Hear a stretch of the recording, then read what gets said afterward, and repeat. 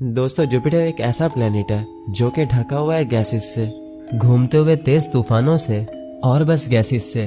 तो गैस के बने इस बड़े से प्लेनेट के ऊपर इतने घने बादल हैं कि उन बादलों के अंदर देख पाना नामुमकिन है।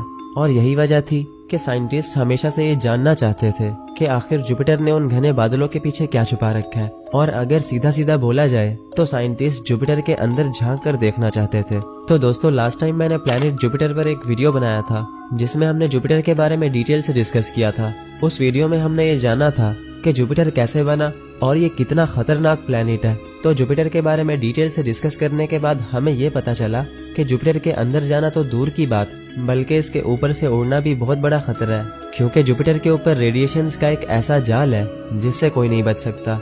यानी अगर कोई इंसान जुपिटर पर जाए तो अभी वो जुपिटर तक पहुंचेगा ही नहीं, इससे पहले ही वो रेडिएशंस इंसान को मौत के घाट उतार देंगी। तो वेल इंसान तो जुपिटर पर जाने से रहा, लेकिन ये काम एक स्पेसक्राफ्ट तो कर ही सकता था। तो यही सब सोचकर साइंटिस्ट गैलीलियो नाम के एक स्पेसक्राफ्ट को डिजाइन करते हैं जिसे वो जुपिटर के अंदर उतारने का सोचते हैं। तो जैसे ही वो स्पेसक्राफ्ट जुपिटर के अंदर गया तो उसने क्या देखा और उसके साथ फिर क्या हुआ, यही है हमारी आज की इस वीडियो का टॉपिक, जो कि हमारी जुपिटर सीरीज का पार्ट 2 है। तो हमेशा की तरह ये वीडियो भी काफी ज्यादा इंटरेस्टिंग होगा, इसीलिए इसको एंड। तो दोस्तों अगर हमें जुपिटर के अंदर जाने की इस कहानी को अच्छे से समझना है तो हमें इसको शुरू से शुरू करना पड़ेगा। यानी हमें वक्त में पीछे जाकर ये देखना पड़ेगा कि आखिर जुपिटर के अंदर जाने का आइडिया साइंटिस्ट को कैसे आया। तो चलो थोड़ा पीछे चलते हैं और समझते हैं इस पूरी कहानी को। तो दोस्तों वैसे तो जुपिटर पर अब तक 9 स्पेसक्राफ्ट्स भेजे जा चुके हैं, लेकिन ये बात है उस टाइम की जब 2 ट्विन स्पेसक्राफ्ट्स यानी वॉयेजर 1 और वॉयेजर 2 जुपिटर के पास से फ्लाई बाय करके जाते हैं। तो जैसे ही वो दोनों स्पेसक्राफ्ट जुपिटर के पास से गुजरे तो उन्होंने देखा कि जुपिटर के पास भी अपने रिंग्स हैं जो कि काफी पतले हैं, और साथ ही साथ उन स्पेसक्राफ्ट्स ने जुपिटर के कुछ नए मून्स भी देखे। तो जब साइंटिस्ट ने ये सब देखा तो उन्होंने सोचा कि क्यों ना एक ऐसा स्पेसक्राफ्ट बनाया जाए जो कि ये पता लगा पाए कि आखिर जुपिटर के पास रिंग्स कैसे आए, और साथ ही साथ वो स्पेसक्राफ्ट जुपिटर के मून्स को भी अच्छे से स्टडी करे, और खास तौर पर जुपिटर के 4 बड़े मून्स को। तो साइंटिस्ट ये सब सोच ही रहे थे तो उन्हें ये आइडिया आता है कि क्यों ना इसी बहाने वो स्पेसक्राफ्ट के साथ एक प्रोब को भी अटैच कर दें जो कि जुपिटर के अंदर लैंड करे और हमें जुपिटर के अंदर का मंजर दिखा पाए। तो इन्हीं सब चीजों को मद्देनजर रखकर साइंटिस्ट एक स्पेशल स्पेसक्राफ्ट को डिजाइन करते हैं और उसके साथ वो एक बड़े से प्रोब को भी अटैच कर देते हैं। खैर वो स्पेसक्राफ्ट और प्रोब तो रेडी हो चुके थे, लेकिन अब परेशानी ये थी कि साइंटिस्ट को समझ नहीं आ रहा था कि वो स्पेसक्राफ्ट और उस प्रोब को क्या नाम दें। तो जॉन आर कजानी नाम के ये इंजीनियर उस टाइम इस प्रोजेक्ट को मैनेज कर रहे थे। उन्होंने कम्युनिटी में बहुत सारे नेम सजेस्ट किए और वोटिंग कराई। तो जिस नेम पर सबसे ज्यादा वोट्स आए वो था गैलीलियो, क्योंकि दोस्तों गैलीलियो पहला इंसान था जिसने सबसे पहले टेलीस्कोप से जुपिटर को देखा, और साथ ही साथ उसने जुपिटर के 4 सबसे बड़े मून्स भी देखे। और अगर देखा जाए तो यही काम उस स्पेसक्राफ्ट का भी था, उसको जुपिटर को अच्छे से स्टडी करना था और साथ ही साथ जुपिटर के 4 बड़े मून्स को भी। तो सबको यही लगा कि गैलीलियो नाम इस स्पेसक्राफ्ट के लिए परफेक्ट रहेगा। तो बस उस स्पेसक्राफ्ट का नाम गैलीलियो स्पेसक्राफ्ट रखा गया और उस प्रोब का नाम भी गैलीलियो प्रोब रख दिया गया।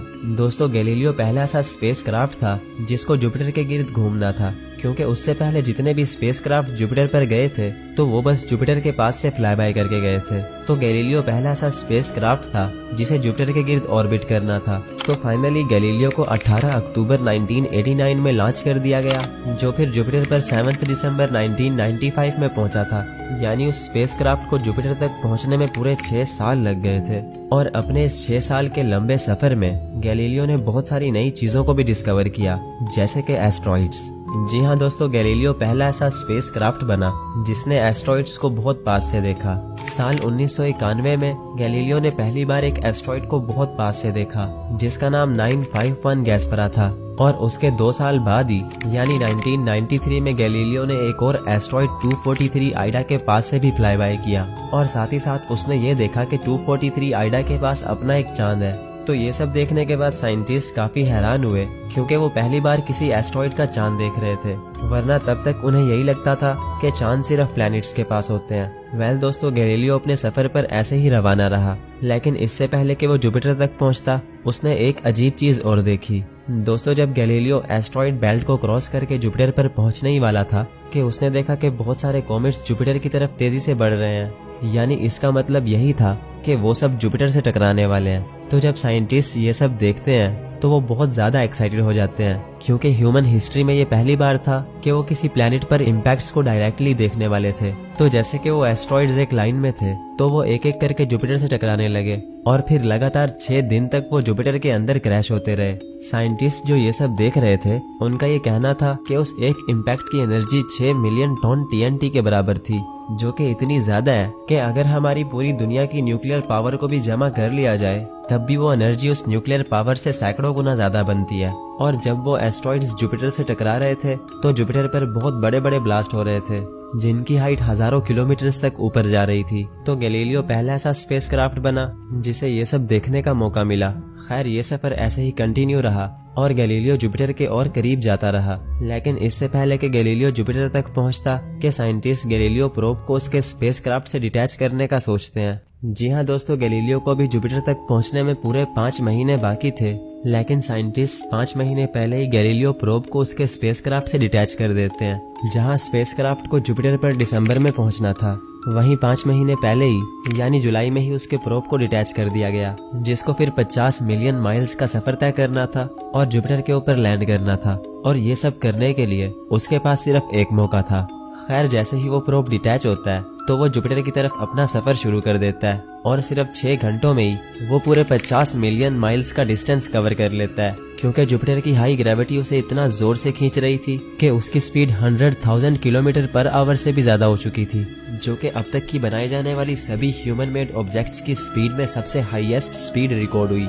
इनफैक्ट उस स्पीड का अंदाजा आप इस बात से लगा सकते हो कि अगर कोई प्लेन उस स्पीड से उड़ता है तो वो दिल्ली से लाहौर सिर्फ 1 सेकंड में पहुंच जाएगा। साथ ही साथ उस प्रोब का टेम्परेचर 8000 डिग्री सेल्सियस हो चुका था, जो कि सूरज के टेम्परेचर से भी काफी ज्यादा है। इनफैक्ट अगर इतनी स्पीड से कोई चीज अर्थ से टकराती तो अर्थ पर लाइफ बाकी ना रहती, क्योंकि जिस एस्ट्रॉइड से डायनासोर का खात्मा हुआ था तो उस एस्ट्रॉइड की स्पीड भी इसकी स्पीड से काफी कम थी।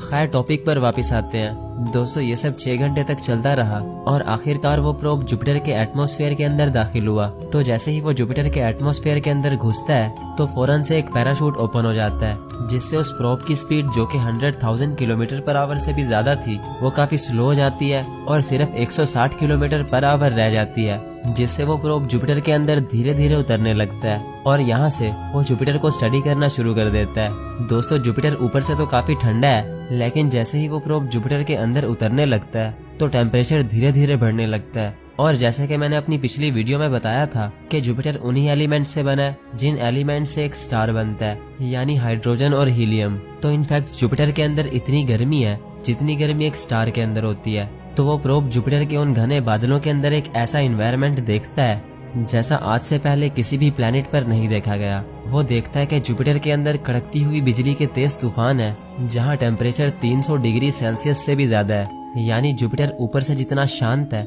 अंदर से ये उतना ही ज्यादा भयानक है, जो कि एक ऐसी दुनिया है जहां सिर्फ और सिर्फ तबाही का मंजर है।